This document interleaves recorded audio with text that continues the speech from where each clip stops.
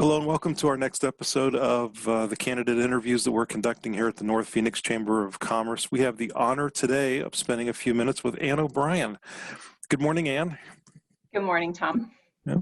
So Ann is running for City Council District 1 up in North Phoenix. It's one of the three districts that's within our chamber space. And Ann, we are asking the same set of 4 questions for each of the candidates. And then we're posting these recordings up on our chamber website when we have these edited and finished. So the first question I'd like to ask you is, what differentiates you from your opponent from a business perspective? So first of all, I have a business degree from Arizona State University, as well as I'm a licensed real estate agent in Arizona. And I spent about 6 years helping to run a real estate office, as well as helping people to buy and sell small businesses all across the state of Arizona, predominantly in the city of Phoenix. But that provides me with, I think, some good experience with our small business owners, which really are the backbone of our city. But in addition to that, I believe that Phoenix needs a listener on the city council who will bring people together, develop viable solutions to the problems that the city faces. And I know that my experience and dedication and responsibility make me the champion that the District 1 residents deserve. I've been serving the District 1 residents for nearly 15 years. As a dedicated mother, I work to keep dangerous criminals out of North Phoenix, and I've advocated for the city's newest fire station to reduce response times. On the Deer Valley Unified School District Governing Board, I support our teachers, students, and families. And then on the City Council, I will exemplify professionalism and respect in a time when we desperately need to bring those values back to the city government. The Council is responsible for creating a culture that empowers the city staff to do their jobs to the best of their ability. And the high turnover rate of staff does not allow the city to provide exceptional customer service experiences to our business owners or our residents. We have a well-deserved reputation as a business-friendly environment, and I intend to keep it that way. I want to make sure Phoenix makes opening and growing businesses as easy as possible, and I'll look for every opportunity to reduce regulatory burden and eliminate red tape. As a member of the Deer Valley School Board, I have had the opportunity to vote twice to approve foreign trade zone designations, and one of those resulted in an additional 700 jobs in District 1. Do you have any city ordinances or anything that you have planned that could impact businesses within City Council District 1, either any new policy or new ordinances that you're considering, or is there anything old that you want to repeal that you think is in the way of business? I think, well, more importantly than those two things, I think what's important is that I believe that every stakeholder deserves a voice and a hand in the policy-making process, and that absolutely includes the business community. I aim to be the best listener on the City Council, and that will mean always picking up the phone. I'll work hard to build relationships with our business leaders in Phoenix and assure that my work is collaborative and never exclusionary.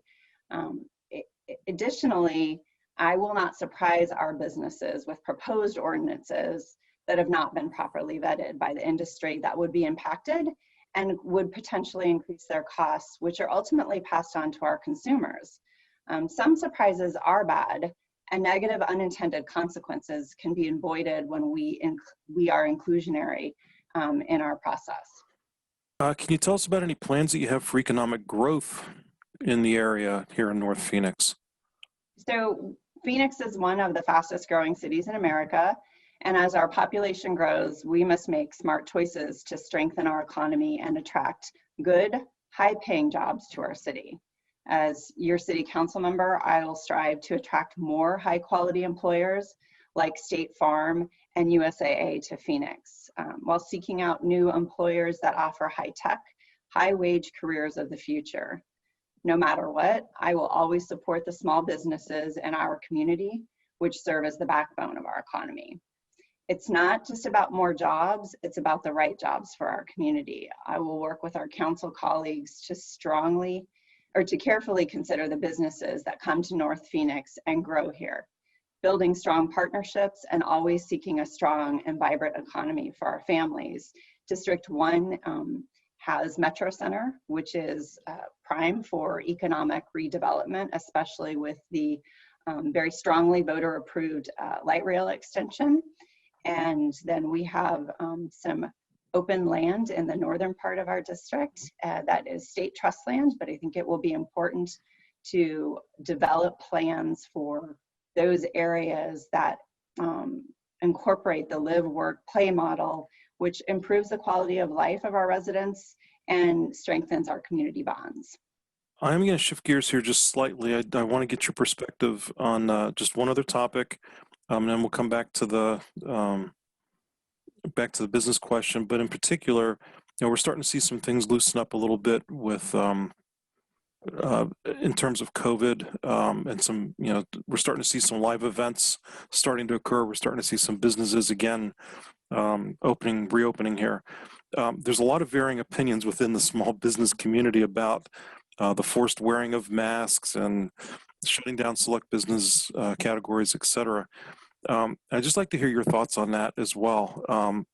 Your thoughts on the facial covering mandates, on the shutdown of certain industries because of COVID, et cetera. Do you have anything you want to share on that perspective?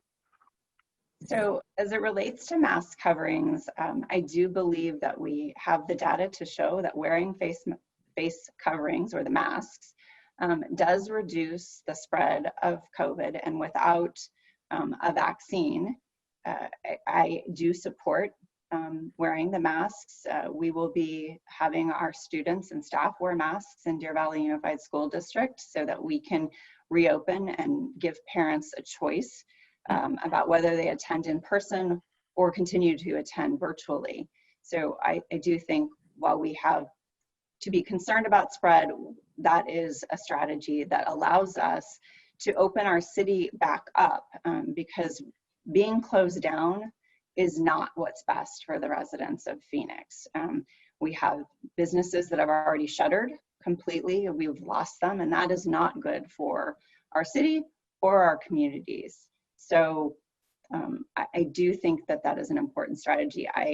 And I think the other part of the question that you asked was about completely closing during COVID. Is that correct? Yeah. I understand why we had some of that in the beginning, but I do think it was more important to put strategies in place that allowed our businesses to open safely to smaller numbers, wherever we can be helpful to ensure our businesses can prosper and stay open. That is a better answer for us. And again, that is also why I support the continued wearing of masks until we have a different option. Just one final thought then. Is there anything else that you want to add to kind of wrap this up and maybe answer why should business owners within City Council District 1 support your candidacy? Is there anything else you want to share with us that we haven't touched on yet? Well, I think I can cover that in that final question, and I think it's important that our city leaders provide a stable political climate that businesses can rely on. Ensure that our business leaders are in the loop, not caught by surprise, like when the council members tried to pass the 3 ordinances that would have, for the hospitality industry. That is not how I operate or choose to do business. I think we need to continue to make sure our tax dollars are spent wisely and that government is run as efficiently as possible.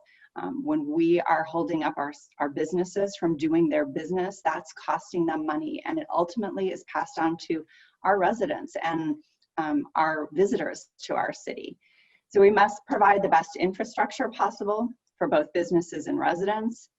And we've traditionally measured success by job growth, wage growth, and population growth, but we need to add affordability as a metric as well. There are places where it's not affordable for some folks to live in Phoenix, and that is a concern of mine.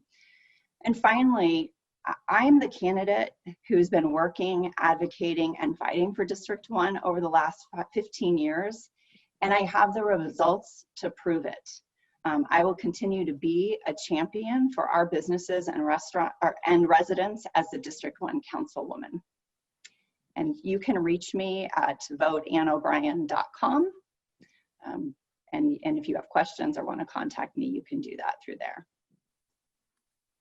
Wonderful, Ann. Thank you so much. We will add your contact information to the notes at the bottom of down in the comment area below on this video. So, Ann, thank you for spending time with us today. I appreciate hearing from you. I really appreciate your time, Tom, as well, and thank you, Michael, for your help. Pleasure meeting you. Nice to meet you as well.